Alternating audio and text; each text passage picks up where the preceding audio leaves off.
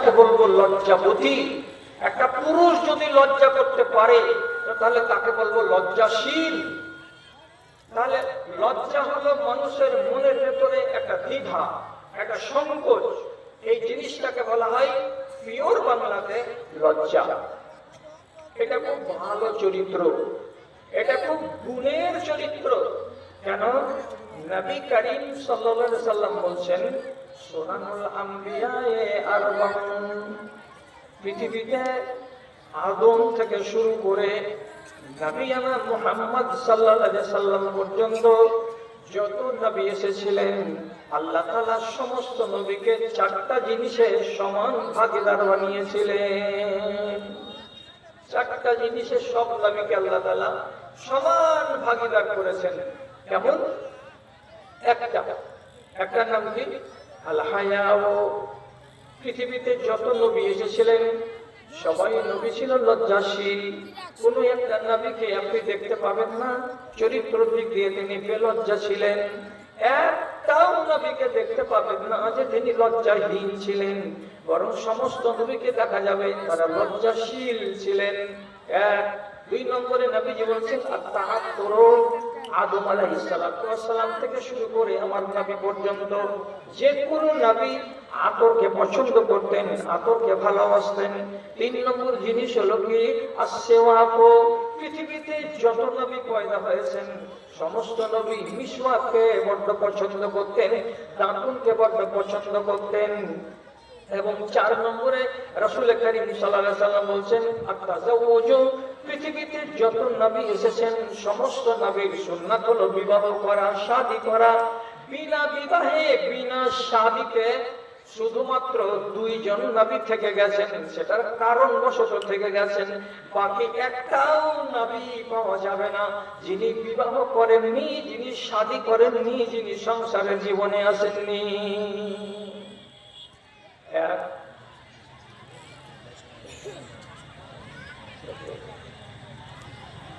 কথা হলো ভান্ডারিতে এতক্ষণ পর্যন্ত ভান্ডারির কুপন ফি ছিল 80 টাকা, 10 টাকা করে কমিয়ে দেওয়া হয়েছে। আপনারা যারা ইচ্ছুক ব্যক্তি তারা 70 টাকাতে খানাটা খেতে পারেন। খেয়ে নিতে গেলে লাভ হবে মসজিদের, সেদিকে লক্ষ্য রাখবেন আপনারা। তো কি বুঝলাম? আম্বিয়াদের নেক স্বভাব হলো কটা? তো চারটা। তার ভিতরে একটা কি পেলাম? লজ্জা। তাহলে আমি যে কথাই বলি লজ্জা লজ্জা লজ্জা, তাহলে লজ্জা কথাটা কি খারাপ না লজ্জা স্বভাবটা খারাপ?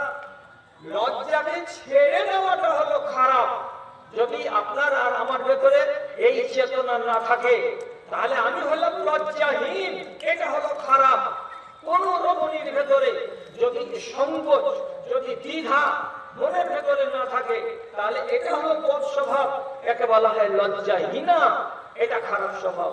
কিন্তু লজ্জাটা থাকা হলো প্রশংসনীয় স্বভাব। আমার ভেতরেও যেন লজ্জা থাকে, আপনার ভেতরেও যেন লজ্জা থাকে। এই নেক গুণ যার ভেতরে আছে সেই মানুষটা বড় ফজিলতের মানুষ হবে। কেন হবে?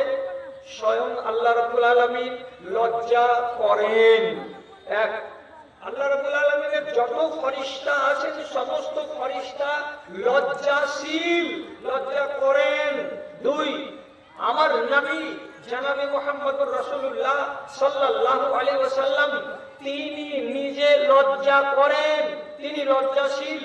সাহাবায়ে কেরামদের অনেকের নাম আসবে যারা তাদের সম্বন্ধে লেখা আছে হাদিসের পাতায়, উনারা ছিলেন লজ্জাশীল। তাহলে এটা তো ভালো স্বভাব।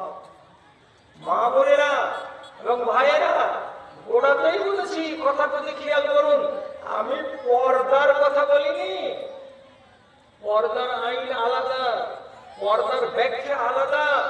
আমি যেটা বলছি সেটা হলো লজ্জা। লজ্জার মানে হলো সংকোচ, লজ্জার মানে হলো দ্বিধা, এবং রেজাল্ট বা পরিণাম মন্দ আসতে পারে এই ভেবে কোনো মানুষ যদি কোনো কাজ না করে বা থমকে যায় তাহলে সেটাকে বলা হয় লজ্জা। আর একটা কথা জেনে রাখবেন, লজ্জার কত দাম।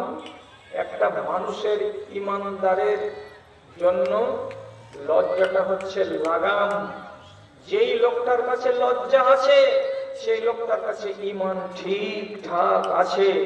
যেই মানুষটার কাছে লজ্জা নাই সেই মানুষটার কাছে তার ঈমান ঠিকঠাক নাই। কোথায় পেলাম? নবী করিম সাল্লাল্লাহু আলাইহি ওয়াসাল্লাম বলছেন, আল হায়া ওয়াল ঈমান কুরিনা জামিআ ইযা রুফিআ আহাদুহুমা রুফিআল আখারু। আল্লাহ তাআলা বলছেন, লজ্জাকে এবং আপনার ঈমানকে একজনকে আরেকজনের সঙ্গে বেঁধে রাখা হয়েছে, ঈমানকে ছেড়ে দেওয়া হয়নি। ঈমানকে বাঁধা আছে লজ্জা দিয়ে, আর লজ্জাকে যুক্ত করে রাখা হয়েছে ঈমানকে দিয়ে। সুতরাং একটা মানুষ যদি লজ্জাহীন হয় তাহলে সে লোকটা ঈমানদার হতে পারে না, আর একটা লোক যদি পাকা ঈমানদার হয় তাহলে সে লোকটা বেলজ্জা হতে পারে না। কথা বোঝা গেল? কি বললাম? কথাটা ধরতে পারলেন? যার কাছে লজ্জা আছে তার কাছে ঈমান আছে।